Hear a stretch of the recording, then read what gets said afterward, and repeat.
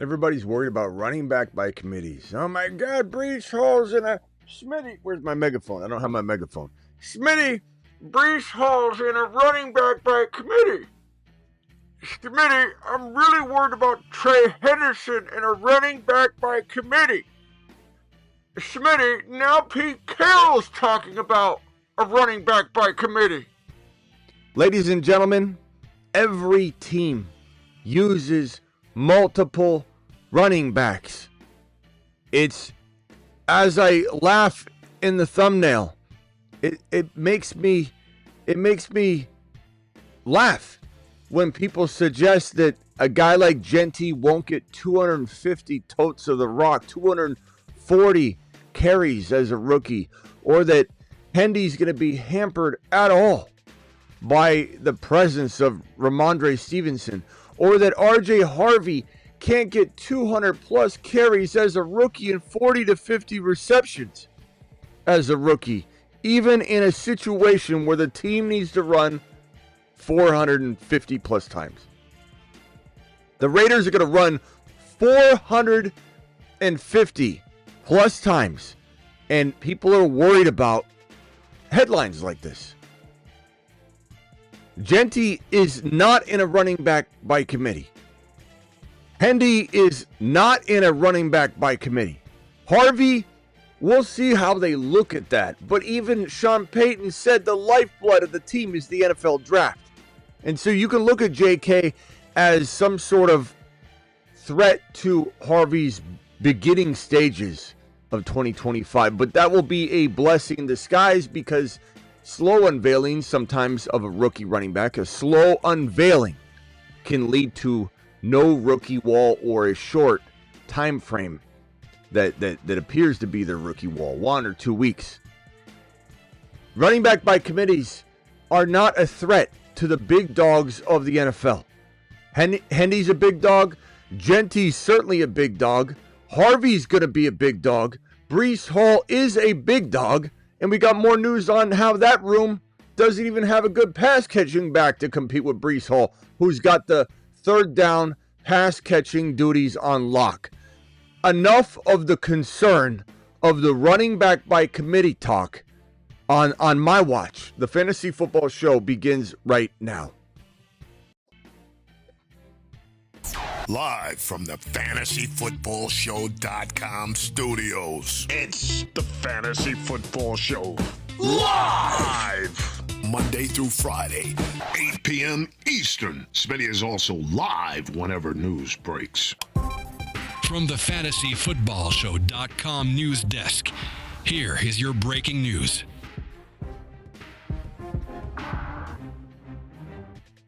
So we're in the new chair, or the old chair. This is the chair I always talk about. It's the most comfortable chair I have, unless I'm trying to work in it. And I gotta admit, my back is already starting to kind of hurt. I'm not gonna pull it, but this chair is an awesome chair. It's an awesome chair. This is the most comfortable right here. I'm in heaven sitting in this chair like this. And when I take super chats or have conversations, lean back, I'm fine. This feels amazing. But when I sit up, there's no way. It's too deep. I can't sit up and work my station. So I have to sit forward just a little bit, and then my back starts throbbing. So I don't know. I'm torn because I love this chair. I don't know what you guys think about it, but this is from a looks perspective, I like it. I think it's pretty awesome. We call it the king chair, but I don't know. I might have to resort midstream to rolling the other one back in here. We'll have to see. Let's go over the news real quickly. Appreciate everybody in here. File on in. Hit that like button on the way in the door. I'm not relying on one guy, Pete Carroll said on a potential running back by committee approach. And now we hear a bunch of chirping Charlies and scared Scotties and worried Williams and concerned Caleb's and upset Ungers come in and say, you told me Jeanty was going to be the best running back since Bijan. Smitty, let's do some science. Let's break down some science. 450. Okay, thanks BBQ for that, my man. And let's say someone gets 200 carries. So in the case of Hendy or other RBs that are kind of Breece Hall-like, where you want them around 220, 200, this is why you went to college, minus 100, 350, minus another 100, 250. So in a worst case scenario where your Hall is getting 200 carries or your Harvey is getting 200 carries, that means the other side of the rushing equation is more than that. We got 250 carries to disperse. So let's give 225 and 225. Okay. I think I'm okay with Harvey getting half of the carries. I don't know about you guys, but it sounds pretty good to me. Breece Hall getting 225 sounds pretty good to me. Let's do some more science. What is 4.5 times 225? What do you know? 10, 12. You're telling me that even if you averaged a mere 4.5 yards per carry on 225 carries, you're a 1,000-yard running back in this National Football League? I just don't understand where people's minds are at. Running back by committee. Running back by committee. Running back by committee. This guy's not in a running back by committee. What is this garbage?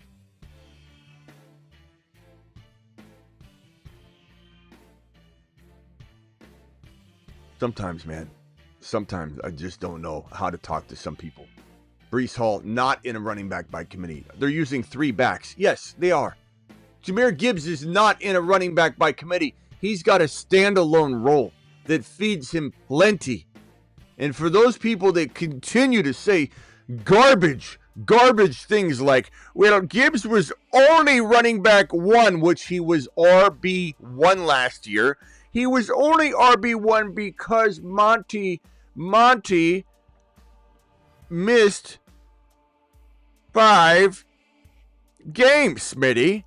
And Monty he found the fountain of youth. He's not a year older, Smitty. He doesn't miss games anymore, Smitty. This is ludicrous that we're having a conversation about Jahmyr Gibbs, who finished as running back 1 last year, lives in a committee, Smitty. He lives in a committee, Smitty. And we're definitely, don't expect Gibbs to be RB1 again, because I was so wrong about it the year prior, so wrong about it the year prior than that, as I'm a scared Scotty, and I keep referencing Monty. Monty's irrelevant. Monty has nothing to do with Jahmyr Gibbs. Monty's not playing 17 games anyway. Monty's going to hand us probably 2, 3, 4 games a season minimum where Gibbs is getting all the work. And we don't want that for 17 or 18 games. In fact, Monty, start pulling your weight a little more so that Gibbs doesn't have to shoulder the load more than 4 or 5 games. We'll take 4 or 5 games. And when we hear, oh, Monty's out for 3 games, I'm not saying we're celebrating Monty's injury, but we all do tend to do a little standing O on that.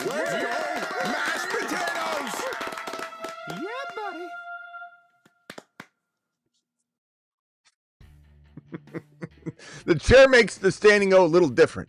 Mashed potatoes. Yeah, buddy. It's kind of like Dukes of Hazzard. Slide into the car. Can I get an early vote on the chair? What's everyone thinking about on the chair? My back can handle it. Is this chair better? Do we like swivel, Smitty? Or do we like Dukes of Hazzard, Smitty? Sliding into the vehicle. I don't know. So Monty has nothing to do.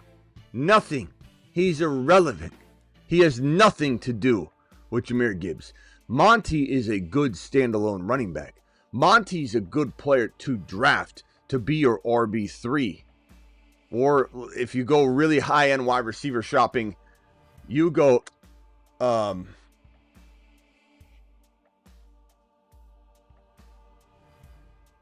You go to a situation where, you can go early wide receiver, stack wide receivers, stack tight end, stack quarterback, and then chair by committee maybe. I like the chair, says Bruce. You got to go with what's most comfortable, simple. The thing is, it is most comfortable, and then it's not. And the other one is most comfortable, and it's not. It depends on how I'm doing it. Joel says the chair is trash. Why would the chair be trash, Joel? Why would it be trash? All right. So where were we at? Gibbs is not in a running back by committee. He's in a unique situation where he sometimes has to take on Monty's role because Monty can't stay healthy and do his job. Breece Hall is not in a committee. Breece Hall is in a running back room that's going to run probably 470 times.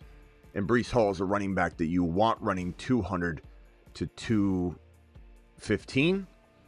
So you have a boatload of work. You need these other three running backs to take on. If you run 470 times, and let's say Breece does the 215, that is 255 carries that you must now divvy up between two running backs, and you're asking one to take on more work than the starter Breece Hall? No. So one's going to get like 140, the other's going to get the rest, and that's why you have a three-headed run, not monster. Don't call the stable in New York a running back monster, a three-headed monster. It's not a three-headed monster. It's a one-headed machine that has two assistants that go and get coffee for Breece Hall. This is not a running back by committee. Stop getting it twisted and listening to people that are telling you that they live in running back by committees. Running back by committees are where there's no direction. There's no direction. It's crazy. It's crazy. Running back by committee is a negative way to describe a running back room. There's no purpose. There's no North Star. There's no RB that's taking over. There's no soul of the running back room. It is in chaos. It is in rotation. It is waiting for someone to step up. This report here, it's just an athletic report, but there's a lot of people that feel this way, so that's why it's kind of relevant. And I'm included in thinking this way. There's no obvious number two option in the passing game outside of Breece Hall. And this is true. Braylon Allen's a good between the tackle running back. Think of Braylon Allen kind of like a Jordan Mason. If something happened to Breece Hall, he'd get a lot of rushing attempts. He could get a lot of touchdowns, but he's not going to be a beast receiving the ball necessarily. He could get some more reception work and get better at that, but he's no Breece Hall. Breece Hall is literally one of the best receivers in the National Football League. He's one of the best pass catchers in the league. This is Alvin Kamara-esque player that's capable of getting. Remember, Alvin Kamara wasn't at 83 or 81 yards. Was it? I think it was 81 yards. 81 yards. He had like 3 seasons in a row from his rookie year on, where he had 81. I think it was 81 or 83, back to back seasons. That's what Breece Hall is. He's a 70 to 80 reception rusher that doesn't have time to run the ball 250 times. Breece Hall's a monster, and guess who's going to check down to him on the regular? Justin Fields. Guess who your mama's favorite channel tells you? Guess what they tell you about Breece Hall? That he's going to be vultured by Justin Fields, and that Justin Fields won't check down to him. Justin Fields doesn't check down to RBs. Yes, he does. Go look at the data. And you also have a situation where hard to judge Justin Fields when he's never had a receiving talent at the running back position, safety net, safety mechanism. Hard to judge Justin Fields on his check down abilities when he's never played with a player with the receiving skill set of Breece Hall. There is no other receiving running back in this running back room. Therefore, you think about it from the perspective of, okay, you've got half of the running back duties are rushing. You got half of the running back duties are catching. And then you've got Breece Hall taking all of that section. And if Breece Hall divides this up into thirds, I mean, you have a running back that's dominating the running back room. He's dominating 50% of it already. And then he gets a third of the rushing attempts, which is what you want. Because like I said, they run 470. You only want him getting roughly 200 carries. So slightly over a third. He's dominating the running back room. There's no running back by committee here. People want to scare you. Let him scare everybody else. Let Breece Hall continue to fall. You know where Breece Hall is going? 4.1 to 4.5. That's where Breece Hall is going in 2025 fantasy football drafts. And you know what that is, in my opinion? You've just been Smitty approved. Breece Hall is 8 foot tall. He will always answer the mother freaking call. Don't let him fall. In the third, don't stall. Just give Batman the freaking football. He's Breece.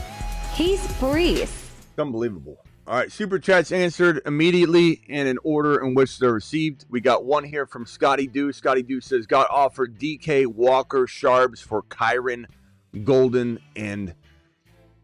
Bro, you got to be more clear, Scotty. That could be Kyron Williams. It could be Kyle Williams. It could be Caleb Williams' brother. I'm going to assume it's Kyle. And you already got Kyron in there. So it's got to be Kyle. So Kyron, Golden, and Kyle Williams for DK, Walker, Sharps. Or the other way around. Got offered DK, Walker, Sharps. Give me... That's a tough one, bro. You're taking a hit at RB. You're getting an upgrade at wide receiver. It's almost like a dead even split. I would probably say, if this were me, Scotty. Chat, what do you think? I'm gonna say, give me the upside of Kyle Williams being as good as DK Metcalf versus the downgrade. And I'm not saying Charbonnet can't be better than Kyron Williams, but right now it's that is more of a committee. They want to talk about running back by committee. Smitty, there's no running back by committees, you just said. Well, Kenneth Walker is probably, if healthy, going to hold off Sharps at first, but this is not, Kenneth Walker is not this team, this coaching staff's guy. You know, so I'm a little worried more about that situation, Scotty, than I am the other. Chat says Kyron's side. I'm going to say Kyron's side as well, and I'm going to bank on the Golden Kyle Williams. But here's what I would do, bro. I'm not a big Golden fan at all. So I'm going to use Golden's very golden value right now and send him packing. Keep Kyle Williams. Figure out whether it's trading, second rounders, whatever you got to do, first rounder, and upgrade Golden into another wide receiver that makes this situation amazing when you spell out what you did from start to finish. 100% I'm making that move more than anything else. So got offered DK, Walker, Sharps. Take the Kyron Golden. Keep the Kyron Golden Kyle Williams side, or if you're getting that, take it, but keep that side and trade Golden if it's me. I'm trading Golden. All right, Super Chats, keep them flowing. I'll answer questions in order in which they're received. Dak Prescott's better than Josh Allen. This poor guy, don't give him a hard time.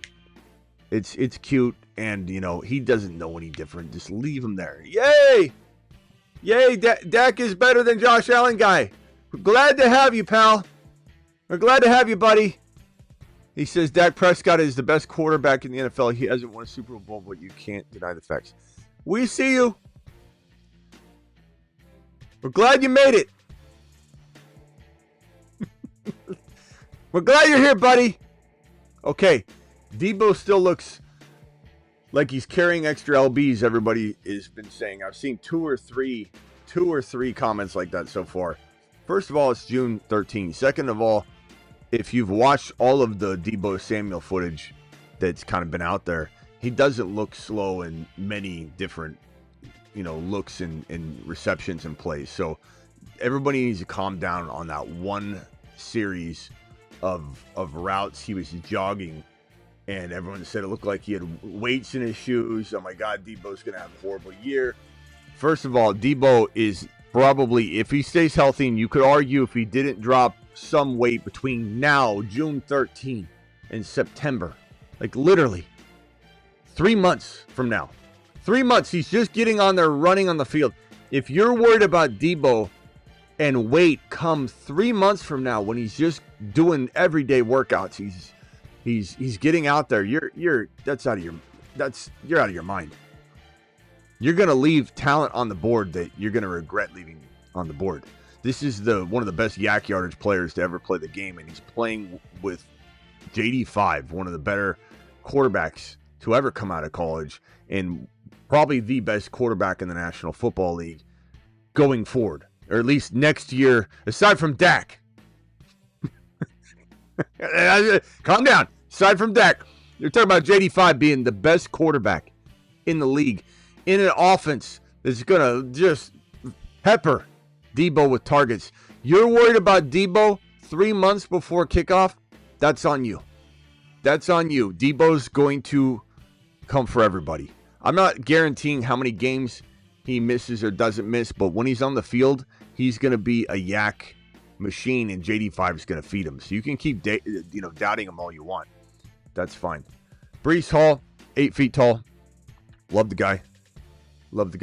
James Cook, Schefter said don't plan on seeing him in Buffalo anytime soon. He was a full participant in 3-day minicamp. So, the mandatory minicamp. So, James Cook is back, but he's definitely not happy. And the team doesn't care. They're like, Ray Davis is really good, bro. And I think even though James Cook is back, his ADP is going to skyrocket. I'm not drafting him anyway. I haven't been drafting him even on the dip. So I still want nothing to do with him. And I hope everybody this is probably, someone might be saying, Smitty, how are you feeling about James Cook now? I'm excited that he's going to climb up and move other players down for us. I'm excited that the RJ Harvey doubt mixed with James Cook's rise and cementing into round 3 or higher is going to keep Harvey at bay. I'm excited that James Cook isn't going to sink so low that Breece Hall climbs up or Kyron climbs up above him. This is the best news you could have got. And our midseason monster, Ray Davis, is going to be so much more undervalued now that James Cook is at practice. So we're all about this midseason monster board at the cost of entry. Ray Davis is the definition of cheap, and he'll be cheaper now. So this is very good news for Ray Davis believers. Ray Davis had 6 touchdowns last year. Dalvin Cook had a down year in yards. They didn't give him the ball as much, and he ended up with an anomaly touchdown season where he's breaching 20 total touchdowns. Not going to happen. This is not a guy that scores that many touchdowns, and this is not a team that consistently does things rinse and repeat. So Ray Davis is going to be a gem this year. Cam Akers, you could call him and J.K. Dobbins tied for the most injury-prone running backs in the National Football League. This is a bad sign, not for the longevity of the running back that Cam's taking the place of. So Kendre Miller, for example, because Cam won't stay healthy. Cam Akers can't stay healthy. But it's a bad sign for that Kendre Miller's never been that guy, never was that guy. The only reason they hadn't cut him is because he was on a rookie contract and he was cheap. And this team can't stand Kendre Miller. Kendre Miller is the biggest disappointment in the running back room over in New Orleans. So the New Orleans Saints bringing in Cam Akers shouldn't make anybody, think that this is and of Devin Neal. This shouldn't make anybody think that Cam Akers is worth grabbing. It's just a sign of the disarray below Alvin Kamara. But he's a nothing. Don't pick him up. He's the most injury-prone running back outside of J.K. Dobbins. They're tied in the National Football League. Colston Loveland, according to this report right here, should be the primary tight end. No, you don't say. Real weapon over the course of the season. I don't agree with this statement here. And like a real weapon over the course of the season. I think he's going to be a weapon sometimes. I don't think rookie tight ends translate very quickly in the NFL. In fact, I know they don't. And I don't think that this guy who was in a system that fed him the ball a certain way. Look, any Michigan player that comes into the NFL is hard to judge because of the system they come out of. And this guy walks into one of the more crowded, situations for a pass catcher. And I don't mean that in the most uplifting way, because there are better wide receiver rooms all over the NFL. But this is a very talented wide receiver room. It's not the best. It's not as good as Jacksonville. It's not as good as Cincinnati. It's not as good as the Philadelphia Eagles. And even if they don't deploy and utilize their wide receiver room as much, it's not as good as KC. It's not as good as a handful of wide receiver rooms in the National Football League. But it is very, very crowded with decent and to very good talent. Odunze wasted talent in some ways. I think he could have a big year, but he could be even better. Odunze would be on the level of BT and those guys if he was in a different situation, but he landed in wasteland. And Luther Burden as well could be a lot better than he's going to be, even though I do like Luther Burden a lot. He is the pick of Ben Johnson. He is Ben Johnson's probable St. Brown in moving all over the field, playing in the slot. And so that's why it's tough to gauge Odunze versus Ben Johnson's Luther Burden. And then you've got DJ Moore, and then you've got Colston Loveland, and then you got a quarterback that doesn't play well in structure or in the pocket. It's 3 and out, 3 and out, 3 and out. And Ben Johnson is going to try and change that, but you have a quarterback that really only does well scrambling, and when he's outside the pocket, outside of structure, will find somebody on a second chance route. Is that Colston Loveland? Is that going to be his strength? Is he going to get kind of nudged aside when they're in trying to play from behind mode? So it's going to be tough to count on him. Let's move forward on. I think that's actually all the news. So we'll have to play all this by ear, except for the running back by committee talk, because there's no running back by committee in LV. There's no running back by committee in New York. Let's stop with all that nonsense. Phone lines are open. Dial in, dial in, dial in. Call into the show. Call into the show.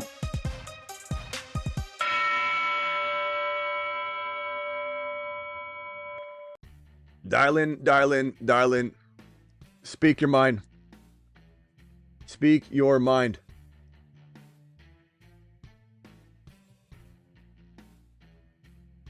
Matthew, you are live on the show, pal. What can I do for you? What's up, Smitty? Sorry, I had to hang up yesterday. I was flying. No problem, bro. What can I do for you?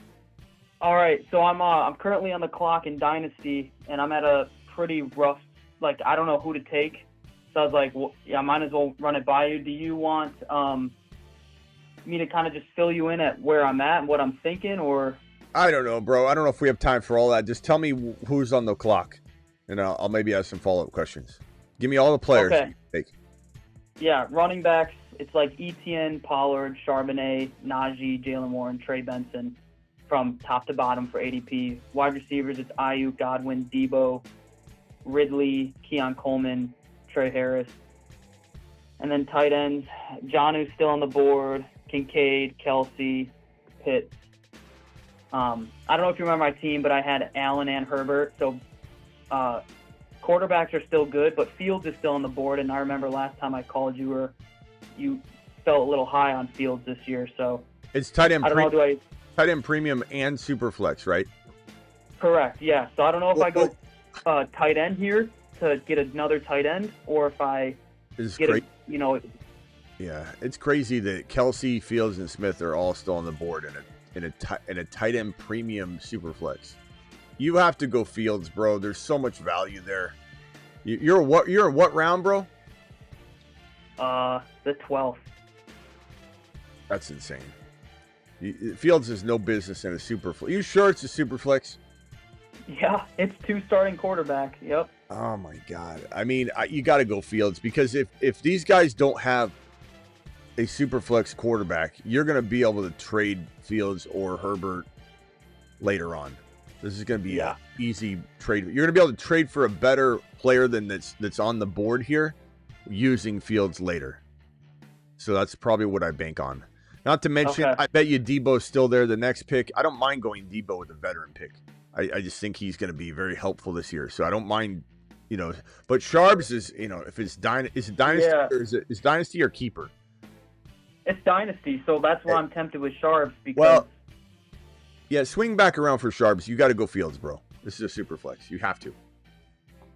Okay, I just don't have a pick in the 13th because I traded it to make some things happen, so I won't be able to touch Sharps until the 14th, and I don't know if he'll be there. I know, but Fields is gonna. You could easily trade Fields for Sharps and something massive later. So you Okay. gotta play. Everyone's got 2 quarterbacks, but they don't all have amazing. How can they all have 2 How can they all have 2 quarterbacks?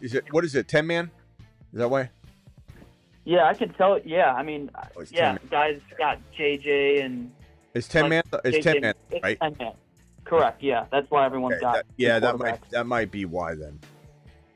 Is Fields' value still there in a 10-man if all these guys are like, nah, I got my 2 quarterbacks? I think so.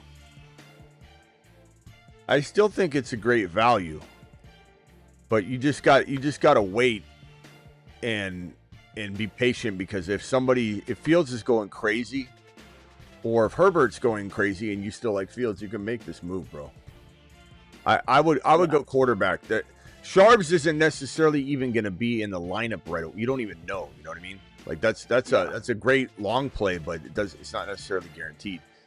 What do you think about Jonnu with what McDaniels and what he's doing with Tua and the check down and all that? I like him, but I just think Fields is more important than Jonnu Smith. But who's your tight end? Laporta. And if Jonnu Smith's there, that means that Evan Ingram's there. That means you still got tons of tight ends to grab. Yeah, Njoku's there. Ferguson, I love Evan Ingram if he's there later. So grab him. Okay, thanks, Smitty. I'll go Fields. I like that. All right, later, bro. Yeah, Fields won't be there later. Evan Ingram will.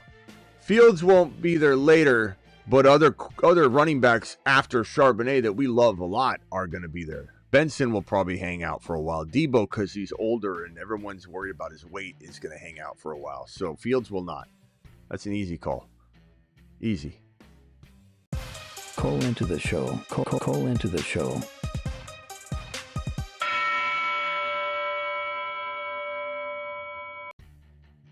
All right, so what are we thinking on the chair? My back isn't that bad, and this is comfortable. This is more comfortable than the other chair to lay back, sit back. I don't know. I'm torn on it. The problem is I've got to move this chair or that chair out of the studio. I'm making room, making moves. Can't discuss it yet. It's TBA.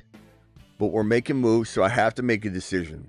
But I feel like this one, this is a sentimental chair to me, but I got to do what's right for the seating arrangement.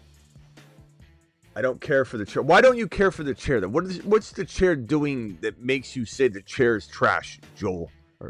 Yeah. I don't care for the chair, but it's whatever you want. What makes you say it's trash? Because earlier you said the chair is trash. How is the chair trash? The gaming chair.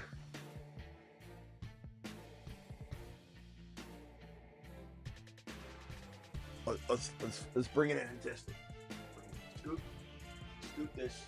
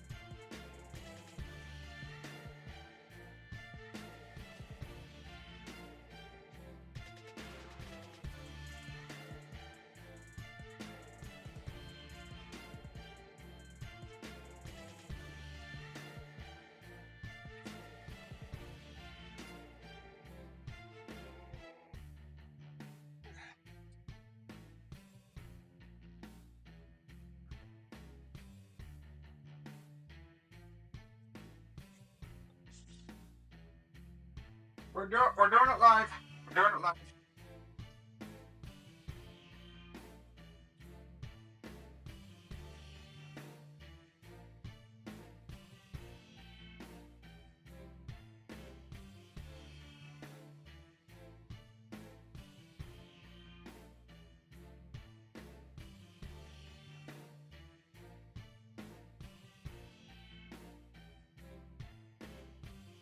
We good? We good? I kind of do feel like it's better. This is better. Are we liking?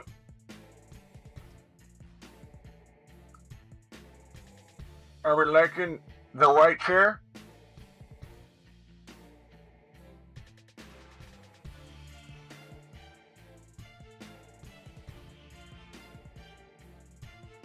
Another Agbuka segment. Yeah, I mean, hey, let me press the button. If you haven't watched the Agbuka show, the Agbuka segment, you better go watch it. That video is up. If you didn't watch this last night, you don't know about the hidden top 12 wide receiver that's sitting out there. I do like this chair a lot better. Let's be honest. Let's be honest. And it does give me way more room for what I'm about to potentially do over here. Because we're crowding it up in here soon. It's going to get a little more crowded. So having a bigger chair with more crowding over there doesn't make sense anyway. And I get to lay back. This is fine. I get to swivel a little bit. When Gump calls, I can do this. When Gump calls, I can do this. I also have this.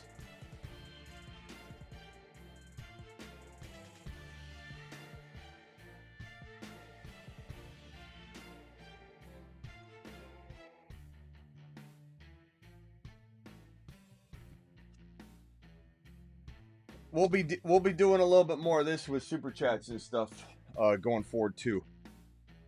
I'm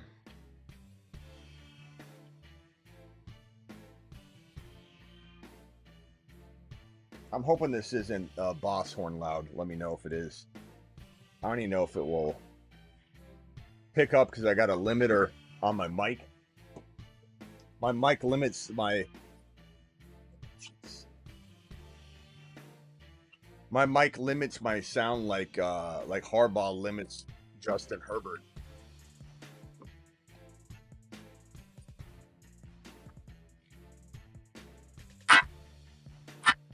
Is that coming through?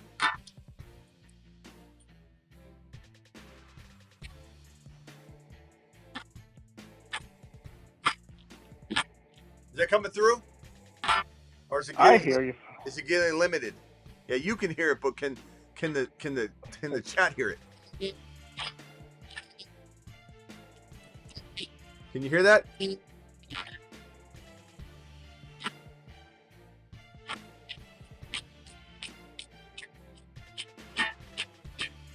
cutting in and out. Okay, you know what we got to do? We got to switch to this mic, which I believe will not be limited. All right, now tell me if it's limited. Can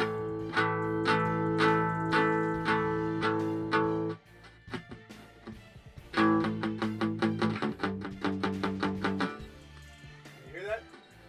Hopefully that one's clear. We can switch over. Better? Okay. We'll switch over to that mic. Need to, whenever we need to jam out. What's up, Rock Out? You're live. You're live, Rock Out.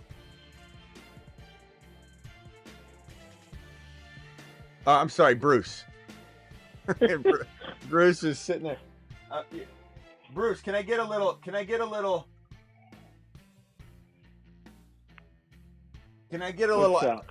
Ashton Jeanty real quickly? Just give me something. Oh, hold on, I gotta switch mics again. Give me a little something, a little Ashton Jeanty line. Ready? All right. Go. His name is Ashton Jeanty. You give him let him drive your Bentley. You'll come back and you'll never. He won't leave it gently. He is Ashton Jeanty.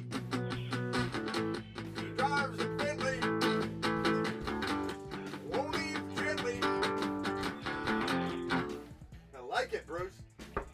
Bruce is a singer-songwriter. All right. Okay. Hit me with it, Bruce. What's your question? My question is this. I know you weren't big on him last year, and I don't think you're big on him this year, but on Joe Mixon. But if you do draft a Joe Mixon, would you cuff him to Nick Chubb? Does that even make your board?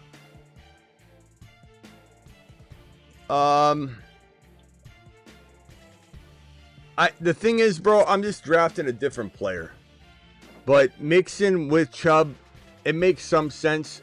Last year, not drafting Mixon felt right, and it was wrong because he was a great player for 10 weeks. And for the most part, he left you hanging because you started him. It's not like you took him out. You started him, and he tanked your team. He didn't do anything. You lost your league because of it. But in best ball, not so much. You had other players maybe step up. So I kind of feel like, this year, though, seeing him drop off and not return to form makes me feel like he's done. He's cooked. It's not like Christian McCaffrey where he got injured and we were wondering, then that's even something you got to be completely concerned about. It's not like Derrick Henry or Barkley where they've been on fire. Like they haven't even, they haven't even showed signs of decline at all. So you're going to bank on them, kind of like you banked on maybe Mixon last year. Mixon should have been drafted. This is on me. I said he'd do what he did. I called the bust and raveling at the end at least right, but the better move would have been, and this is on me, to draft Mixon at his low cost of entry, ride the wave for about 8 weeks. I would probably sell earlier than later because then you don't try and sell while he's declining, and then you get something massive for him. So you could look at Mixon again that way, but I just don't know, bro. Their offensive line at Houston's in shambles. I don't necessarily know what to make of Stroud right now. I'm just not I'm not into this. Give me a different player, bro. Mixon's going around what territory? What's let me pull up his ADP. His ADP is it's not like it's crazy, but it's definitely more costly than it probably should be. So pulling up the rankings here, running back ADP data on Underdog. Promo code Smitty will be drafting on Underdog later tonight, so make sure you're here for it. Underdog promo code Smitty. Mixon's going at 55 overall. That's exactly where RJ Harvey's going at 55 overall. That's where Chuba Hubbard's going. That's where below that is Trey Henderson at 64 overall. So how am I ever going to draft Mixon and say, well, I can cuff him when I can grab Trey Henderson every single time? Because of that 10 overall ADP discrepancy, almost literally guaranteed that Hendy will be there when Mixon's on the board, and I will never draft Mixon over Hendy. Ever, Bruce. I got one more question on the Texans then. Ever. Go ahead. Do you think Nico Collins is going to have any somewhat good a year, or you think he's just like his ADP is way too high for your likings? I wouldn't say it's too high for my liking. I would just say in a similar fashion that when Nico's there for the taking, I tend to just like other running backs more. Or wide receiver, well, running backs too, but wide receivers more. I can't really draft him over BTJ for whatever reason. I like Nico a lot, though. I do really, really like him. But I kind of feel like I don't trust Houston. I don't trust Stroud. I don't trust the offensive line. I kind of feel like he feels injury prone to me. He could prove me wrong. He could prove all of us wrong on that and shake it. But I feel like he's injury prone. I feel like I don't trust a lot of there's a lot of red flags. Not necessarily his. The only red flag he has is the injury concern. But the offensive line, Stroud, the entire Houston Texan team in the direction they're going, I don't know. I just don't believe in it enough to say, give me Nico over Neighbors. And the thing is, Neighbors is falling. Right now, Neighbors is falling to 11, 12, 13, 14. That is where Neighbors is falling now in drafts. It's awesome. Neighbors is now going, and part of this is the toe, and other parts. So he's around 10 as his high, and Neighbors is going around 14 as his low. And so Collins is in this territory. So I'm not saying Neighbors is always there. Jeanty's usually going above him now. I was always taking Jeanty above Nico. BTJ's usually going right here. So BTJ is definitely in the mix as well. I would probably say other players that are going right in that territory would be Achan. You could contemplate Achan over Nico if you wanted. I could easily make that argument. I'm not saying everybody would. Puka Nacua I'd rather have over Nico. St. Brown I'd probably rather have over Nico, but those are close. You know, it's a tough. That's why I don't really, to be honest with you, love getting a 10, 11, or a 12 pick right now, because I tend to get left with Jeanty's gone now. If I get Neighbors, I'm fine, and I can go Neighbors Achan, or I'd even go Neighbors Bucky. I'd take Bucky as high as 14, 13. I don't care. As long as he's my second drafted player, Bucky's fine in the second round. You don't have to try and pinpoint Bucky into the correct second round draft slot. Anywhere as your second drafted player, Bucky's just fine. Okay. Oh, I did the thing. Remember when I told you I pulled the trade off when I gave up my first round pick and I got the guy second and his third? Well, we pulled the cards. I ended up with the ace. The ace for what? For the draft slot? Yeah. I don't have the first round pick though. Oh. Yeah, I gave it up. So now I have 2 2s and 2 3s though. 2 2s and 2 So 3s. Yeah. You would have had the 1.1 on a startup draft, you're saying? Yeah, but I gave up the first first overall pick. So let's break this down then. You gave up, I mean, that's the risk you play when you play, trade the pick. But if you trade away Jamar Chase for a second and a third, that's what you got, right? Let's say you get Bucky and Garrett Wilson. Are you happy with that? Yeah. Okay. I am too. Yeah. Let's say you get Kyron and London. You happy with that? Yeah. So what draft slot did you pull for these 2 picks though? I think he drew the 5th spot and I drew the 1st spot. And it's a snake. So it's okay. So you got the 5th pick here, and then you've got the 7th to last over here. Or no? Yeah. I got like the last. Okay. It's a 10-man or a 12-man? It's 12-man. So 5th pick in the so what's your pick in the second round then? Like 18 or something like that, you saying? Is that what you're trying to tell me? Yeah, because I don't have no first round pick at all. Okay, so you got the 17. Is that right? Okay, so you got the 17. Yeah. Got the 17 or 18 overall pick. You think he got 5. You're not positive, so we'll call it 17 or 18 overall. That's gonna get you. You might get Bucky there. They could have maybe burned you a little bit that he got the late second rounder and you got the number 1. I mean, you couldn't tell. You could have easily just gave him a 12 overall pick and got his 13. You know what I mean? Like it was a fun gamble. It was a good gamble to make, but it probably couldn't have. It could have gone a little worse for you, but it went probably as best as it could have for him.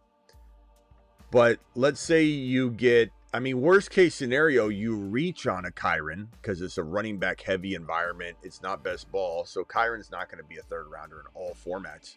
So you reach on Kyron and you get Garrett Wilson or MHJ. You could go that route and you'll be just fine. Just be careful not to mess the second round pick up. You can't take somebody like T. Higgins or something, bro. You got to make sure it's a player that you believe in fully. You could even potentially, is it 6 points per TD pass? Yeah. I mean, you could even, if you were to go Allen, let's say, and Garrett Wilson, at the end of the day, and I'm not saying to do that, you got to know your own league, but at the end of the day, one of the safest plays you could make when you do a move like this, where you're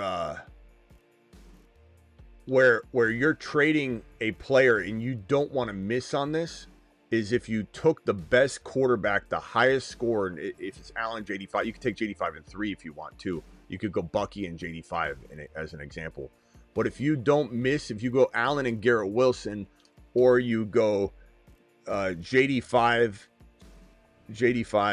and let's say you're not going to probably get London. If you're lucky, you could. But you could even reach on Garrett Wilson here.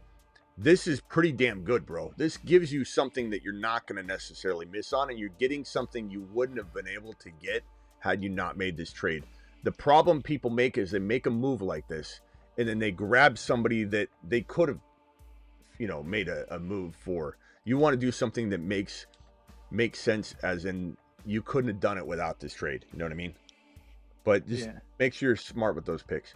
Let me get these 2 super chats out. Bruce, mute yourself real quickly. John said, who has the higher chance of busting, Hunter or Hampton? I'd probably say Hunter comes with a touch more risk because he's still a little bit more raw to the position. So if I'm answering this bluntly and honestly, and I always am, but the upside is so great. The upside's massively bigger than the risk. Massively. And his upside is higher than Hampton's upside. So you got to kind of, ask yourself if you're willing to play that game.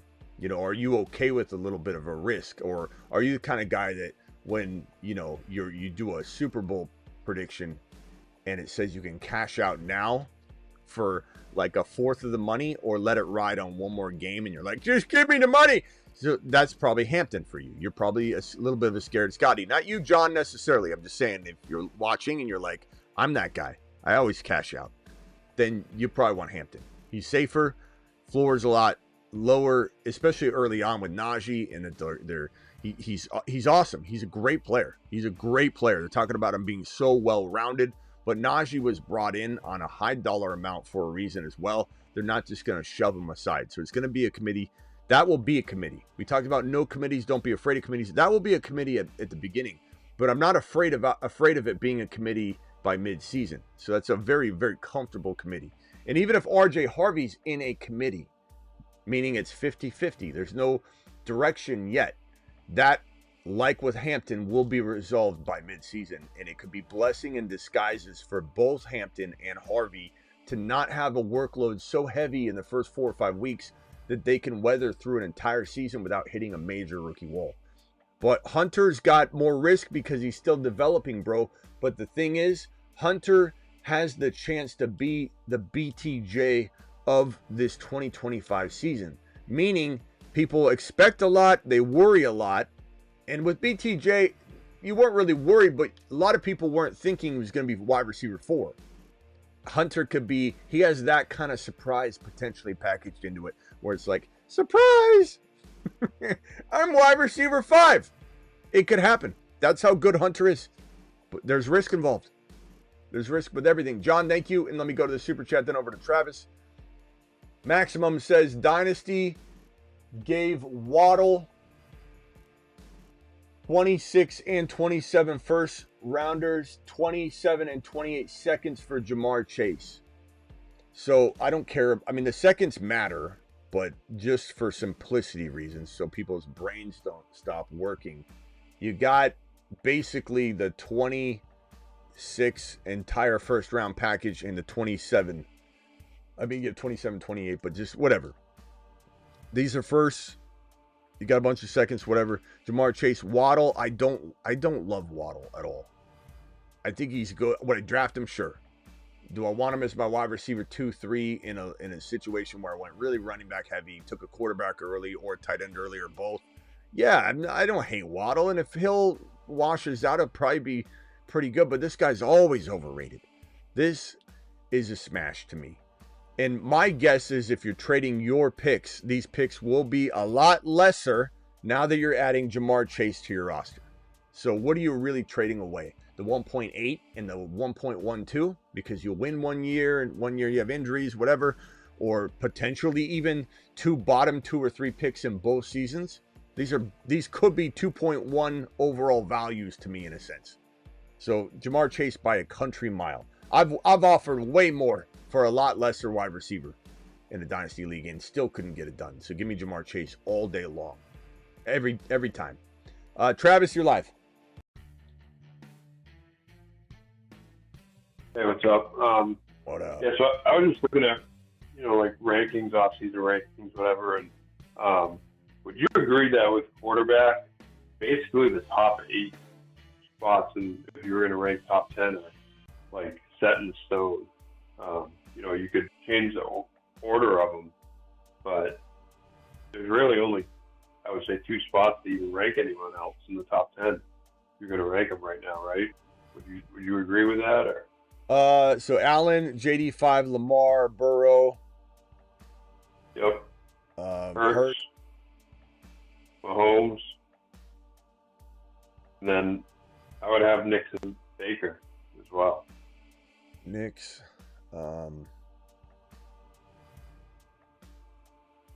Baker. Kyle. You could. So my sneaky guys are going to be Dak and Nix because of his ADP. He's not in this group by other people's determination. Dak and Nix are outside. Well, you just rank. Yeah. So quarterback ranking the top 10. Yeah, but so this is a sneaky group right here. Fields, Dak, Nix. So just so people are watching, you can literally get these guys so much cheaper than these guys.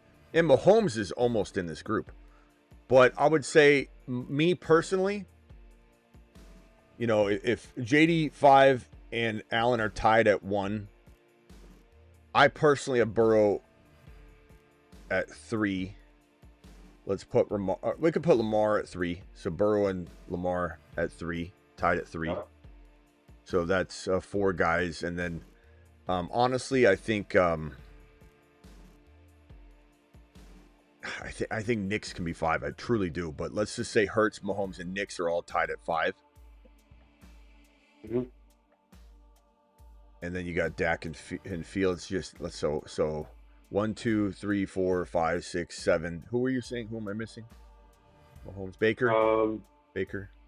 If it's me, and I love Baker. If it's me, Baker, Dak, Kyler, Fields are kind of all in a bucket together. And granted, Baker deserves the nod for being the top of that crew for sure. But I do think, and Baker probably has the most ability with his wide receiver room to climb in and be there. But when I'm ranking and drafting, I do find myself liking the cost of entry sometimes better on a Dak versus an early Baker. But I think if you're in a vacuum and you're not trying to think of cost of entry, that's when Baker can definitely slide into this ranking that you're talking about. But so many things go through in my mind, like, hey, I can get Dak in round, 10, 11, whereas Baker is going to cost a much earlier pick. So cost of entry makes a big difference. Mahomes going in 6, 7 makes him more valuable than almost every quarterback on this list, except for Allen and JD5, who I think are worth the 3rd round cost of entry. But Mahomes has the value to make him like my 3rd favorite drafting quarterback.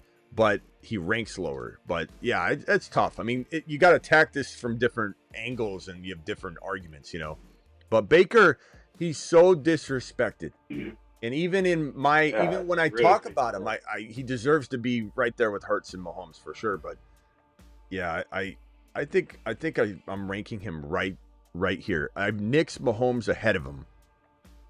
But he's certainly next up and capable of climbing in there, or maybe he's capable of staying in there rather than climbing. He's in there. Dak is gonna have a good season. Dak has Pickens, he has CeeDee Lamb. He's gonna have a great year. Dak's gonna explode. Fields runs the ball so well. Hard to say. Well, that's like I think from like and yeah, if you want to say Baker, is kind of floats between that, that top group and then the next group down. When we're talking ranking in terms of like preseason ranking, because at the end of the year the rankings go off production. So not thinking about ADP, just straight ranking them. I think it's almost impossible to rank like 8 to 15 or 8 to 16 because you have that group of guys where I could see any of them. The guys you named, then you got guys like Penix. What's T-Law going to do? Yeah. Tua is healthy all year, which is a really big if, but if he is, he's going to be in that top 15 range. I mean, it's so hard to rank that 8 to 15 range. John, just because you don't know that Bo Nix is a guy doesn't mean that he's not the guy. Just want to let you know on that little tiny secret, John. Just so you can better your fantasy football skill set, bro. Just because you think something isn't the way it's going to go doesn't mean it's possible. I know you don't know that yet. And you're probably the same person that doubted JD5, same person that doubted H-Hand, same person that came in and told me how wrong I was on Bo Nix as a rookie. Yet Bo Nix finished number 7. So let me ask you a question, John. As a rookie, without Harvey, without Evan Ingram, without Pat Bryant, without a better offensive line and better defense, how in the hell, as a rookie, did Bo Nix finish number 7? Yet I'm out to lunch because I think he could climb 1 or 2 quarterback spots. You know nothing, Jon Snow, clearly.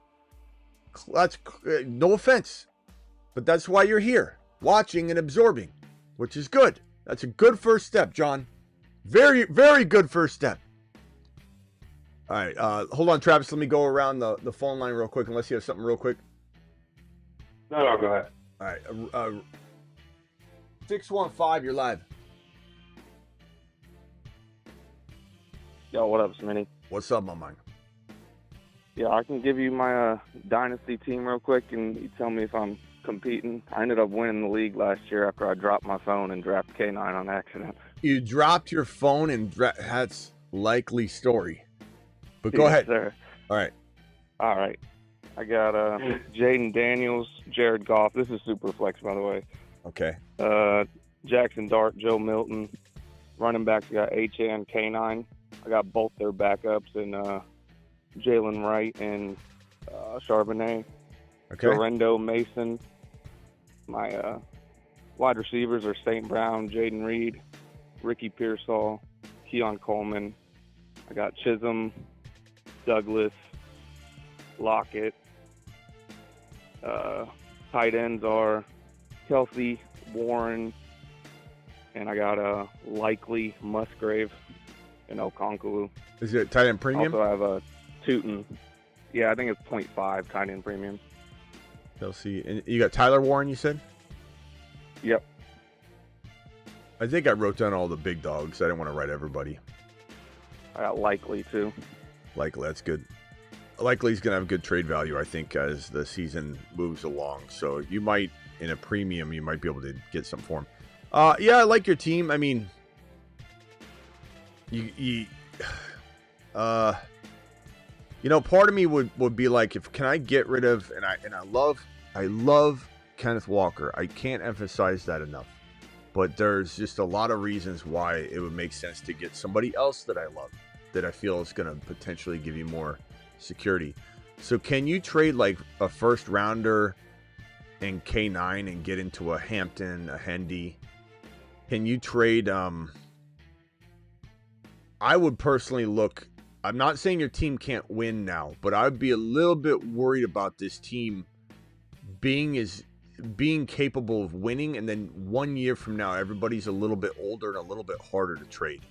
So I would be looking a little bit ahead and saying, what can I get with Travis Hunter for St. Brown right now? Like, can I go get a massive... Does somebody have Harvey and Hunter, and I could go give St. Brown in a second and get both players? Like, I'm looking to do those kind of moves. So I'm targeting Hunter. I'm targeting Hendy, Hampton, Harvey, using K9 and future future draft capital. Brown, K9, and St. Brown for the Triple H squad, huh? I think so. But make sure you're not doing it straight up, because St. Brown commands so much more. You know, Right. you're buying a Hunter who's a $400,000 home that I'm telling you, I have the city blueprints that they're building around the area. It's gonna be amazing, bro. This $400,000 house will be $700,000. Right now, St. Brown is $700,000. Okay, so I'm telling you, but because you can get away with it, go get yourself a Harvey. Go get yourself somebody else with Hunter. Make sure it's a significant move. But I think you can win now and rebuild at the same time. I'm just afraid. I love Achane. I don't need to trade Achane. I love JD5. I'm interested in swapping Goff out for Dak. Fields, if it gets me anything as well. Those kind of moves. All right, my boy. I got a redraft question for you on your redraft rankings. All right, hit me with it. All right, I'm going into it's more of a home or like work league, so it's not really a bunch of sharks in there, and they're not big on rookies. According to your rankings, your rookies are higher than most people's, I'd say. So, what do you think? Should I take that with a little caution going into those? You think I could get my rookies a little later going into my home league? I don't know. I don't know. I imagine that in a home league, Harvey will get overlooked extremely. Very badly. That's the kind of league where JK could go get drafted before Harvey, even though in best ball right. It's not happening. But I can't tell you. I don't know. Somebody might be a fan of the college team each player came from. You got a New England fan in there that might take Hendy right away. Sometimes those are the leagues where someone takes Hendy in the second round, and you're like, what? I definitely can't predict that. But probably the best source. Hold on, let me merge this call. Hold on. The best source of trying to figure out what you can get away with, bro, is your pre-rank list. Whatever you're drafting on, you need to decide and determine if and you just look at it, bro. It's just like I do on Underdog. If you're drafting at 67 and it's like 50, let's say you're drafting, and I'm just throwing numbers, I'm not saying these picks line up. Let's say you draft pick traded, whatever. Let's say you're drafting at 55 and you traded for the 67 or whatever. So you have this pick waiting here. You're drafting at 55. You're like, damn, I don't know if Harvey will fall in this group or Hunter. But the ADP, the suggested rank shows 70, 6 is where Harvey's going. Then you're going to probably get him at 67 in this league where people are looking to the pre-rank list. If they're not sharks, they're relying on the pre-rank list to suggest to them what to do when things get crazy. And things get crazy for non-educated people around 40, 50 overall. They start relying on the suggested rank. So just pick count. Count your ADP, count your picks, figure out where the ADPs are falling. And if it's really close, then just take the player earlier. All right, bro. Appreciate you. Call back if you got another one. All right, bro. Later. All right. Let's see here. I got a super chat from John who says, do you see Hampton as the next Henry? No. I don't think Hampton plays like Henry at all, John. But I think he definitely is a good player. Very good player. I think he will probably be, a good comp for him would be, I would say, definitely not Henry. I would say a good comp for him would be like a Josh Jacobs or a potential Chase Brown, Josh Jacobs combination, James Cook. That's how he plays, I like him a lot, but I think the next Henry, that makes me think you're saying he's going to play, until he's 35 years old, or does that mean you think he's going to be this rumbling, stumbling monster that no one can tackle? And he's none of those things. He's a decent sized player, but he's not a monster. I don't know if you're looking at those photos, if that's where you're getting it, where Harbaugh is shaking his hand and Hampton's this tall. Harbaugh's bigger than him. It's just the angle that photographer took, which was ridiculous, because then they took an angle of Najee. That photographer needs to be fired. They took an angle of Najee that made Najee look like he was 355 pounds. And then they had another photo from a different angle and he looked normal. So that photographer is creating some sorcery type stuff over there in LAC. But I like him a lot. Henry's a weird comp. I'd say is he a staple in the second round or the second round turn maybe? He could get there. I think he could climb there. Keep in mind, Marshawn Lynch was one of the better players that drafted fantasy for years and years, right? And Marshawn Lynch would linger in that like first round, second round turn area for years and years and years. I think that's where Hampton can kind of live in fantasy football, rankings and ADPs and draft territories, that St. Brown to London-esque area in Dynasty over and over. That's where Hampton can live. That's where Hendy can live. That's where Harvey could live. Harvey could be disrespected from year to year. Certainly possible. All right, thank you for the super chat, my boy. Appreciate you, John. Let me go circle around the phone line here. We got Scott. Scott, you're live. Everybody else mute. I hear some mouth breathing and some phone movements, and somebody's going like this with their phone. Go ahead, Scott. All right, quick question. I'll let you tie break this one. Is this Scared Scott? What's up, Scared Scott? It's Scared Scott. Yeah, you're petrified. Mason, hear it. Out of Mason, Charbonnet, and Bigsby, how would you rank them? This is a tough question to answer without context. Because hold on, I'm going to answer I'm going to answer all ways though. Sharbs is the number one if we're talking about how good could this player be in fantasy. He's already proven to be RB2. He was RB2. 5 starts last year. Extrapolate. It's a pretty decent sample. It's over a month of football. 5 games that he played, he was running back 2 if you extrapolate his data. And even more impressive when you really think about it from the cuff is you combine Sharbs and Walker, and these are their overlays. The green overlay that is left on the right side of the screen, that green overlay is Charbonnet's work. And then the bigger work that I'm now overlaying with it is Walker's work. You combine just their starts, not together, just individual 17 games of who was the starter. It's running back 5 overall last year. If you do that. So they're very, very, very good situation for sure. So if you cuff it, but it's in best ball, it's more of one of those very good cuffing situation.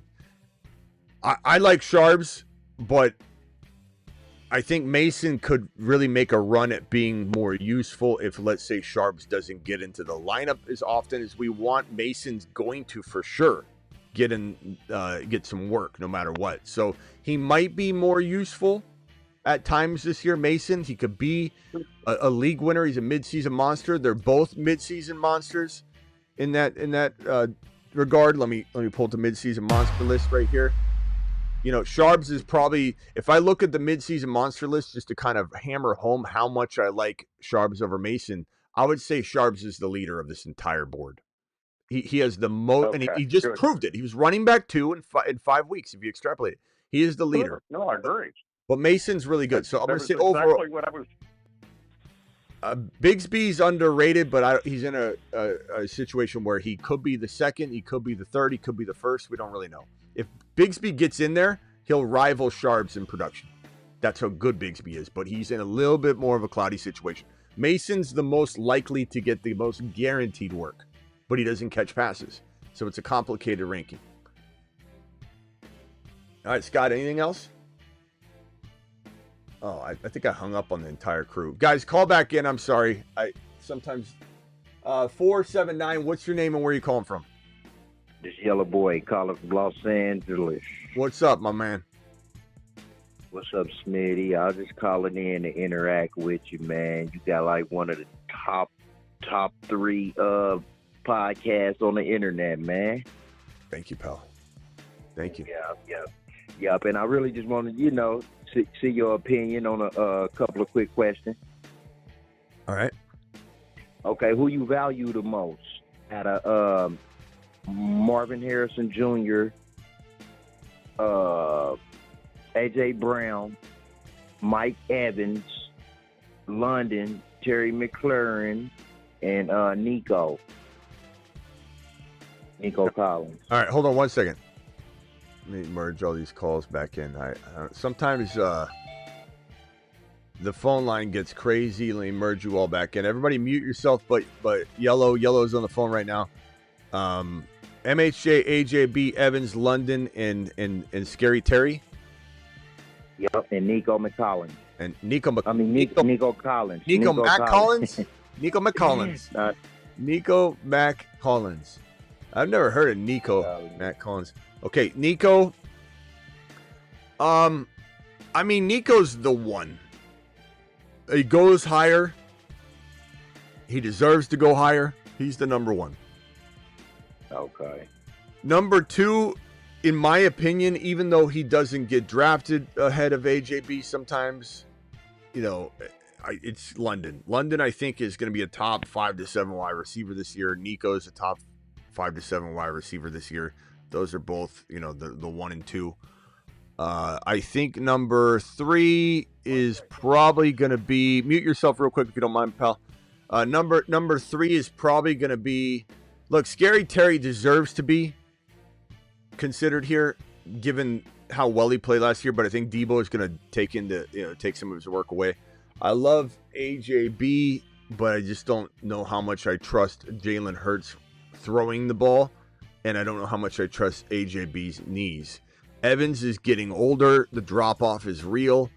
I would say safety, Terry would be 3, but if you want upside and you're willing to roll the dice a little bit, you're that guy that will let a bet ride instead of cashing it out right before the game starts when you can get half the money, then MHJ would be my pick. I think AJB is probably tied with MHJ from a redraft perspective, but you're certainly gonna want to say, AJB probably has more safety value than MHJ. It's just a matter of, do you believe that that's going to be the case at the end of the year? A lot of people are going to get mad that I don't have AJB above MHJ, and I'm putting them as a tie. They're a tie, but I lean toward MHJ if I'm wanting to dice roll. If I feel like I need upside, and I am worried about injury risk, and you've got Kellen Moore leaving, they're losing their offensive coordinator again. Last time that happened, things went bad. I know they've got a defense. I know they got Barkley. I get it, but guess what? If they have to mask the passing attack again, they might even throw less. It might be something to where A.J. Brown's frustrated again. Remember, A.J. Brown looked like he wanted out for a majority of the season. He was crying and complaining, acting like a diva, reading books on the sideline. Let's not pretend like AJB is just the safest call this year. I know MHJ's not safe either, but he's jacked. He's been adding the weight and LBs. I believed in him before. I don't think we miscalculated or missed on MHJ. He just had a season where things didn't click the way they should have. He still had 800 yards and 808 TDs, and he was 2 or 3 big noticeable plays away from 10 touchdowns and 1,000 yards. If you just give him 3 plays back that were very easy to point out and pick, you could cherry pick all day long. I get that. But I could literally just say there was this play on this date where Kyler didn't see him running 65 yards down the field untouched. And Kyler didn't see him. There. Another touchdown. That's 9 TDs. And that's 60, 70 yards he would have had added. Now he's at 950 and 9 touchdowns. Just one more Kyler misstep. And you can blame Kyler and say, I'm worried about Kyler. But Kyler still fed him 8 touchdowns. And let's not forget that MHJ, there was a point where, if you remember back, it looked like Kyler was giving him massive targets. They weren't connecting. And if they would have earlier in the season, it would have been even bigger. You're literally talking about 3 very noticeable plays, and he's a 10 TD, 1,000-yard receiver, and no one's saying a single thing about disappointment. So that's going to be my ranking. Obviously, Evans and Terry and AJB is really close, bro. I mean, AJB, you got to put ahead of Terry and Evans, in my opinion, but it doesn't mean I feel great about it. Right. Okay. So as far as that, where would you squeeze Travis Hunter in on that list? All right. Last question. I got a full phone line. That's why I'm not posting the number right now. I got a whole gauntlet of people on the phone line. Last question. I'd say Hunter to me in redraft. I'm going to put right below MHJ. In Dynasty, I'm going to put Hunter probably tied with Nico in London, honestly.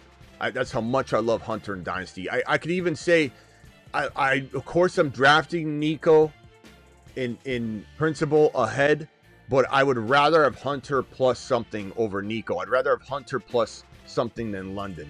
So understand the context there. But in redraft, Hunter's right there with MHJ, but probably slightly below him.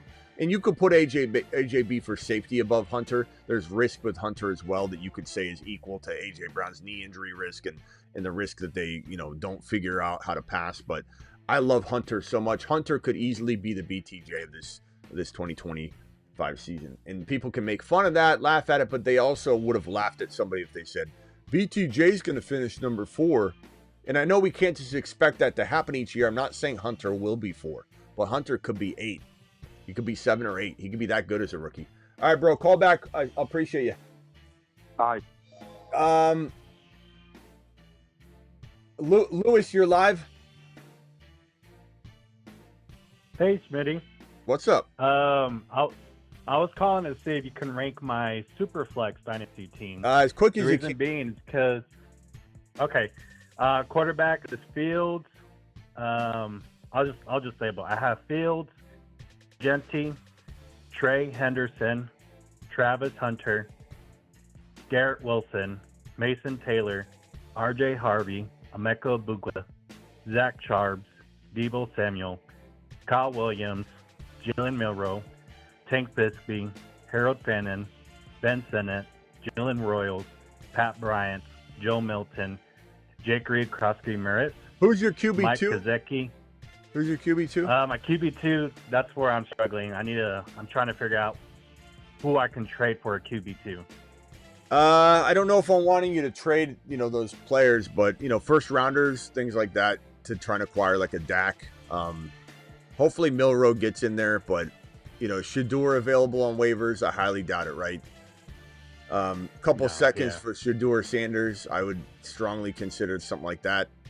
Kind of hard to pick up a second quarterback without dismantling this. And because you have these players I love and nobody I want to really get rid of, and honestly, they're all underrated. Hendy's underrated. Hunter's underrated. Harvey's underrated. Buka's underrated. Sharps. Garrett Wilson's even a little underrated. There's no way to move these guys and not screw things up. Jeanty, I don't want you to trade him.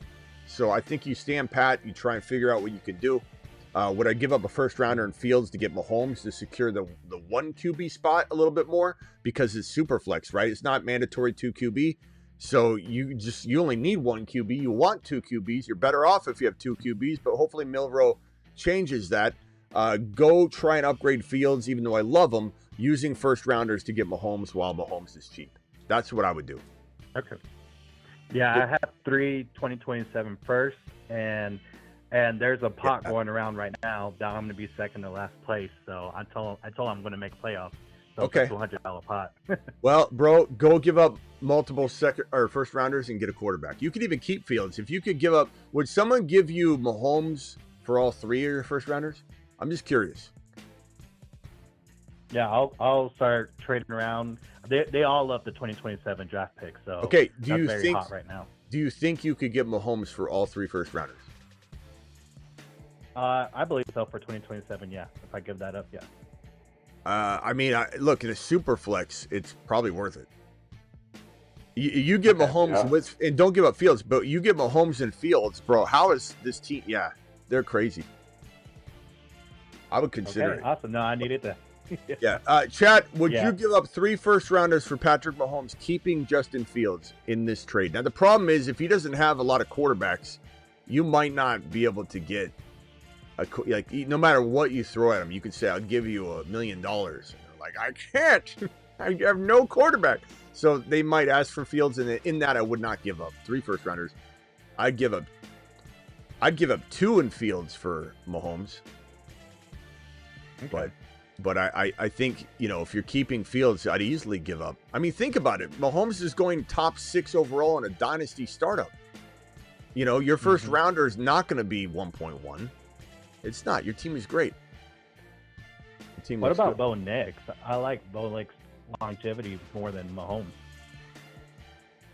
Yeah. Go give up. That's it's a good point. Go give up 2 first rounders for Bo Nix. Yep. I like that better. I like that better. Try with all types of the elite quarterbacks. Get any of them. Yeah. Any of the elite guys. Yeah. You want Jeremiah Okay, Smith. I'll do that. Of course you want Jeremiah Smith, Matt, but you're not guaranteed Jeremiah Smith. It's a super flex, like you said. Yeah. Do any of your Makes a difference. picks look like the 1.1 if you had to guess? Oh yeah, there's a guy that traded up and gave me his farm for a So you could have Jamar it. Chase. Try and keep that Yeah. pick. Try and keep that pick. Okay. I would give up 2 first-rounders, not that pick, for Bo Nix. That's a great idea. I like it. Give up a future first rounder on top of it after 2028 or something. Yeah, 2028. But try and keep that Jeremiah Smith pick if you have it. All right, bro. Appreciate Awesome. you. I'll do that. All right, later. Thank you. Yeah, don't trade that one. All right, later. Yeah, that's tough when you think you might have the Jeremiah Smith pick, which usually people don't think that. They're like, no, they're mid to late. Like, dude, who cares? But if you might have that one pick, you might want to get the farm for it. I mean, you might be able to give up all 3 of those for like a wide receiver that's already Jeremiah Smith. You know, like go get a BTJ or a. I'm not saying Jeremiah Smith can't be better than BTJ or anything, but if you could go give up a pick now, get the player now. What if Jeremiah Smith gets hurt? Marvin Harrison Jr. was hyped up as much as Jeremiah Smith in many ways.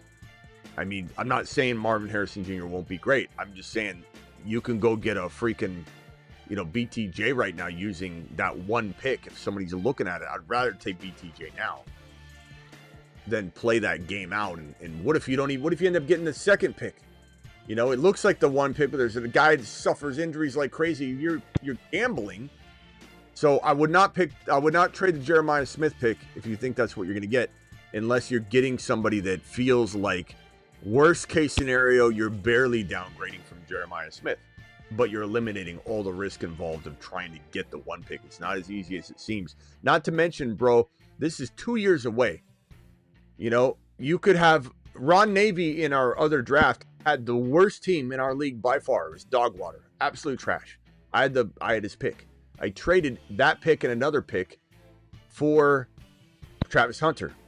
And now Ron Navy has Barkley. Anyway, I gave him Barkley, Devonta Smith. He got Aaron Jones in the deal. So he he's had got a good draft on top of it. Yeah, he's got He's Burrow. rebuilt. He's got Burrow. He's got Burrow. Barkley. So Burrow and Barkley alone make it to where he might, in the worst of scenarios, be the second pick. You never know. You can't just guarantee that you're getting Jeremiah Smith. Like when people say, I'd rather have Jeremiah Smith, you're not getting Jeremiah Smith necessarily. How are you saying that? Give me the 27 picks. Why? Because you might get Jeremiah Smith? Go get for sure things if you can. And not to mention, Dynasty Leagues crumble so quickly. All right, let me go over to Matthew real quick. Matthew, you're live. I'm going to have to go fast, Matthew. You got 20 seconds, pal. I'm sorry. Hey, Smitty, Matto. It's only my mom called me Matthew, but I appreciate it. Your mom told you what? You what? I said, only my mom calls me Matthew. This is Matto. All right. Good. All right, Matt. All right, Matthew. Oh, what can I do for you? Yeah, that'll work. Just hey, kidding. these stinking, you're good. The stinking beat writers for Cleveland. Give me your insight on that Cleveland quarterback room, because it feels like it's all over the place. Yeah. BB Shador being traded, and who knows? Alert. BBQ dropping 20 gifted memberships. BBQ. Thank you, pal. The Cleveland QB room is hard to judge because you don't know if they're going to be smart. But Sanders is, in my opinion, completely taking over. Now, it's early. They've been in shorts. It's been a lot of that, they're in shorts. They're just tossing the ball around. But he's been accurate. I think the last, handful of days it was 9 TDs and 1 INT, I think is what Shador had. And he just looks decisive. And this whole notion that Sanders or Gabriel one of the two is going to get cut, as if it could be Sanders, is ludicrous. But this is the Browns. So then you circle back and you go, wait a minute. It is the Browns. But I don't know how Sanders doesn't win this job. Now, they may not start him in week 1 just so that they can have him learn, and they don't want to break him in week 1 or something. Similar to how, teams will do that, especially Drake May. They didn't want to, break Drake May right away. But I think Cleveland's got a good enough team. Their defense is good. They've got good wide receivers, Quinshon Judkins and Dylan Sampson and Ford. That's a good running back crew.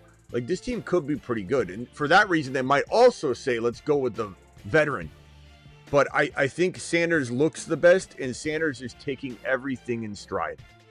This guy's been such a humble player inside the situation. And again, people take what I say out of context, whatever.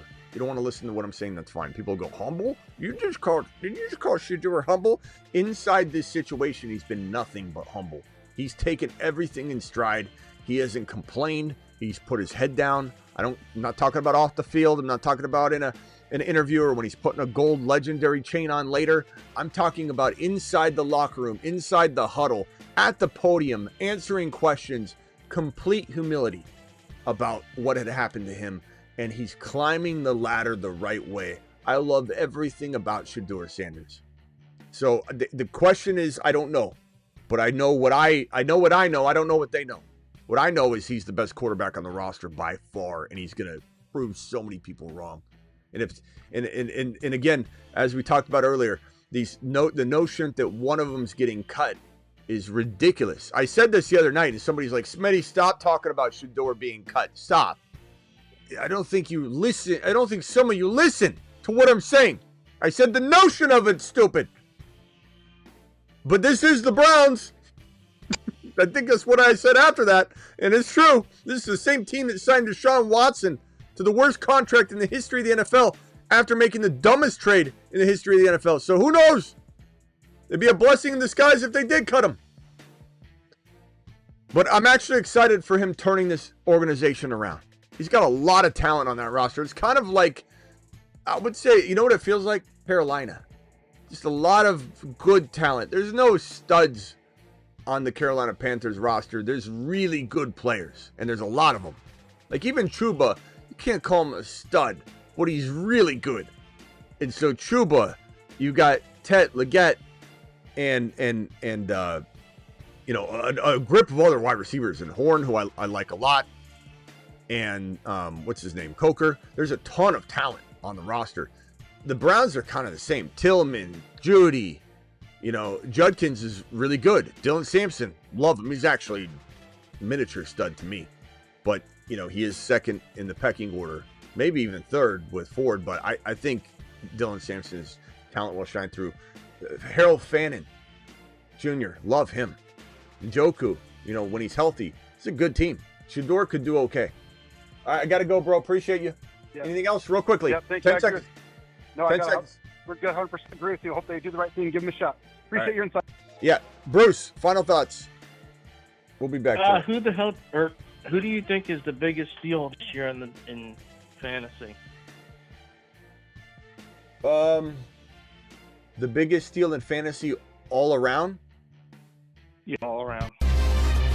The Jupiter Men. Jupiter is so large, every planet in the solar system could fit inside it. There are no bigger monsters than the Jupiter Men. The Saturn Men. One small step for man, one giant leap for Saturn. He's on a shuttle to Mars. Mars Men. The Moon Men. Dropping loads. I'm going to say Bo Nix is one of them. I can't give you one. Bo Nix is one of them. He's going as QB9. Going as QB9. Could be a top 5 QB. I think Travis Hunter, even as 4th round ADP, could be one of the biggest steals. Hendy, 5th round ADP roughly. Harvey, 5th, 6th round ADP. Bucky, 2nd round. Kyron, 3rd round. I mean, there's just too many. If I had to pick one, I suppose Egbuka is 1, 2. If I had to pick one, I suppose I would say Bo Nix because he's round 9. I don't know. That's so tough. Good question, though, Bruce. See you tonight. We'll have another topic tonight. Real quickly. I was gonna say, do you think Harvey's gonna keep dropping? Do you think people are gonna let Harvey keep dropping, or no? A little bit, yeah. I think the smart people heard what Sean Payton said yesterday and the day before, but the not so smart people on the situation, at least, they think what they want. Yeah, it's gonna be Hendy or Bo Nix, probably Hendy, Bo Nix, or Hunter. It's gonna be, maybe, yeah. It's going to be one of the Triple H's and Associates, maybe. In a jam, call HHH and Associates. Triple H and Associates. Locations on Earth and Jupiter. It might be one of these boys. But Nix is in the mix, bro, for sure. Nix is in the mix. All right, we got to go. I'll see you later. We'll see you tonight, Bruce. Travis, final thoughts. Anything else you have? I was just going to ask you, have you... touched on the whole Shamar Stewart thing. Have you seen what's going on with that contract? Yeah. The Bengals are just a bad organization. Like, they have great players and stuff, but like Shamar Stewart was supposed to be leverage to either get Hendrickson or be able to trade him, and Hendrickson's not playing, and now they're trying to kind of have shady language, trying to get out of guarantees in the rookie contract. And it's a mess. Like business as usual, though. Yeah, John. Curious what your thoughts were. Yeah, I curious thoughts about what specifically. What was the final question? Just on the Bengals and like. Oh yeah, what they're doing with the defense and like. Yeah. They're butchering it for Joe Burrow. I think they're playing half D chess right now on that side of the ball and those decisions. I don't know. This organization, I like what they ended up doing with Higgins and Jamar Chase, and I love that they did it actually after the fact. Like I didn't like that they didn't give them both contracts last year, but now that they went through a struggle bus year, it's great that the contracts start now. It gives them more time. But I think what people do need to understand, and Jon Snow, Jon Snow says, I'll gift you $300 super chat if Bo Nix is a top 5 QB next year. John, when he's a top 5 QB, you won't even come back. But yeah, I'll take you up on that. I'll be looking for it.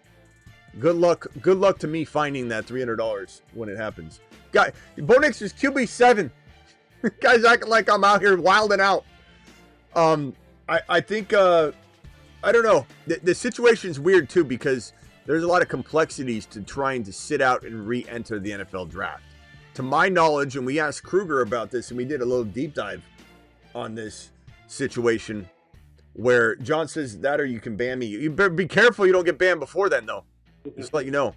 This is one of those situations where, I don't know, we got to do a bigger deep dive in it, because once you get any benefits at all as a declaree, you're supposed to be ineligible, but there are some things you can go to court on and try and get overturned. And I think that's what to my knowledge, he'd have to go jump through some hoops to get back into the NFL draft. But, well, actually, more of that's to get back into college football, actually. Right, you'd have to sit out a year to re-enter. But I don't know. I'd have to look into it if there's any other things. I think he still has to jump through a couple hoops. But to go back into the college game, he certainly can't do that once he's accepted what you are, accepting perks. And a team's investing in you. Right. They're drafting you, so that's why there's some hoops to jump through. But the thinking process is that he's going to sit out the entire season, re-enter the draft, get drafted again. But it's gonna be a rude awakening for him to do that when teams are going to see him making it so difficult on the Bengals to sign a structured rookie contract. It's pretty much structured. Like there's not a lot of wiggle room here. And this guy's so difficult. And you can blame it on the Bengals. But at the same time, can you? Is this really the Bengals' fault? What's the sticking point in the contract? How much guaranteed money is it? Like, are they apart on? Because it's crazy. Because there's a level. So what it is, it's their they kind of like they snuck into the contract about trying to potentially get out of future guarantees, like a year or 2 or 3 years down the line in the rookie contract, forfeiture language. So it's not even actual dollars, it's dollar amount. Yeah, which equates to dollars. But yeah, that's you know, if the Bengals they gotta find common ground on this. They probably will. This is posturing. Yeah. Like, you know, think about people holding out. I'm done. I'm out of here. I'm selling my home. James Cook shows up to practice.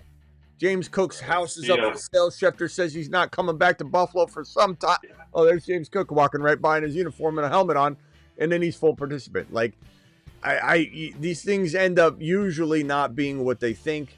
I don't think he's, you know, I don't think anything's going to be made of it. Yeah, so I'll jump off. I know you're going to run, but the last thing I wanted to say was I'm just wondering, in hindsight, I know it's a little bit of hindsight, but maybe the Bengals would have been better off signing Hendrickson, letting Higgins go, and drafting a guy like Ibuka. Yeah. Would have solved the problem. Probably. So. All right, thanks, Smitty. I'll talk to you later tonight. Later, Travis. Appreciate you. 2 super chats here. BBQ, thanks again for the gifted memberships earlier. You're a monster. BBQ says, cracks me up how people read into coach and media smoke. Carroll pays royalties to Pinocchio. He lies so much. Any dip in Jeanty, and there probably won't be much, but or any other player like Breece, ADP, Christmas gift, bet on talent. Yes, BBQ, no doubt about it. Love the running back by committee, fear mongering.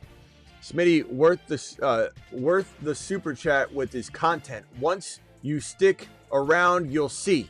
I left the other fantasy football contents because Sir Smitty is the truth. Go Smitty. Thank you, Lewis. Appreciate that. Wonderful. You've just been Smitty approved. Stock on the rise. Lewis's stock is on the rise. What a wonderful little review there, my guy. Appreciate you. All right, I'll be back tonight. We'll be drafting on Underdog, amongst other things. We don't just come out here and draft. We actually talk about topic or process or piece of news. But if you want to draft with us tonight, I'm going to drop the link and pin it in the live chat on the way out the door. This is the link. It's Underdog. They'll match your first deposit 50% all the way up to $1,000, but the minimum is only $10. So you do $10, they'll give you 5.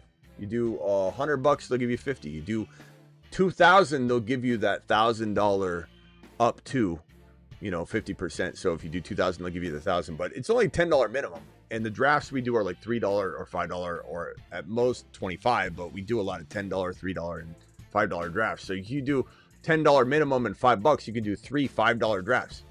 So it's fantastic. So get ready, and then once you're signed up, you'll know what to do, because when we come into the live stream tonight, we'll say, go into this draft, hover over the green button. All right, press it together, go. And don't forget to get on over to the Patreon. I'll drop that link as well. That is where we're live chatting 365 24/7. That is the link. I just dropped it. I'll be over there right after this show. In fact, I'm going to pull it up right now and type a message to my Patreon people and say, hey, all, any post 8 p.m. Eastern show topics, boom, I'm in there live right now. It's a live chat room, 365 24/7, especially on game days, Mondays, Thursdays, but especially Sundays. We're literally living inside this game day lounge chat room. Play-by-play is being spat out every second. So if you're working, you can just pull it up and people will tell you every play practically. It's an amazing place to be. I'll be on the Patreon right now. I'll see you all over there. I'm live Monday through Friday, 8 p.m. Eastern. That's the show you're watching right here, 8 p.m. Eastern, Monday through Friday. I'm live additionally whenever big news breaks. And I'm live additionally, sometimes 3, 4, 5 shows a day. Live additionally, midnight Eastern, to not only draft. We don't just do a draft show, put the draft board up and just boring, mundane drafting constantly like a lot of other people. We have topic, we have discussion, we have breaking news, and then we apply usually the evening topic, the graveyard topic, the after dark show topic to the drafting that we're partaking in. See you all tonight. Appreciate you. In a jam, call HHH and Associates. Triple H and Associates. Locations on Earth and Jupiter. Live Monday through Friday, 8 p.m. Eastern. Live whenever news breaks. Live midnight Eastern, like we will be tonight. Drafting, talking, phone calls, Do it live. Appreciate you. Thank you all my freaking super chatters. ScottyD, John, Maximum, John, BBQ, Lewis, and then BBQ dropping gifted memberships like a monster. See you all tonight. Deuces.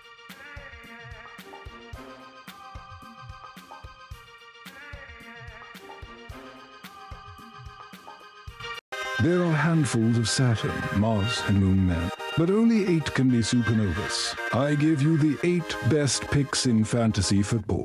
They are the 8 supernovas. They are the 8 supernovas.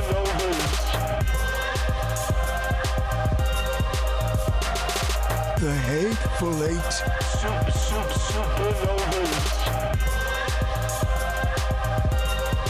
I'm looking at the 8 supernovas.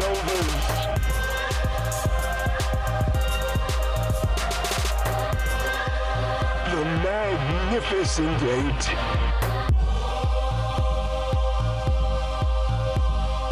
Liftoff of mission 41D, the first flight of the orbiter Discovery, and the shuttle has cleared the tower.